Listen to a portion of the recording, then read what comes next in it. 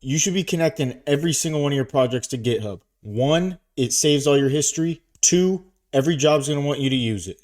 So let's learn how to do it. So first thing we're going to do, we're going to make sure we have Git installed. Type in git-v. If it says Git version, you're good. If not, Google it. It's very easy to set up. So now that we have Git, we need to make sure that this current project has Git initialized. So we can say git init. If you use create React app or create next app or something like that, it's already going to have Git initialized. But if you're making a project from scratch, you're going to have to do this manually. Very simple, git init. So now we're set up. So there's two ways to do this. The second way, much easier, but you have to do it the first way first in order for the second way to work. So the first way, we're going to come over here to GitHub, create an account. It's free. Click new, repository name, and then public or private, whatever you want. Don't click this, and then click create repository. Now we just simply copy this code right here, come over here, paste it in, enter. And now when we refresh this, it's going to have all of this code. Now let's say in our project we make a change. And we want to push this change to the GitHub repo. There's three main commands you're going to want to know.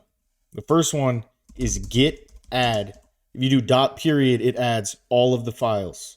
So we're going to do git add. Then we say git commit -m for message, and then you type in the message. So say update layout.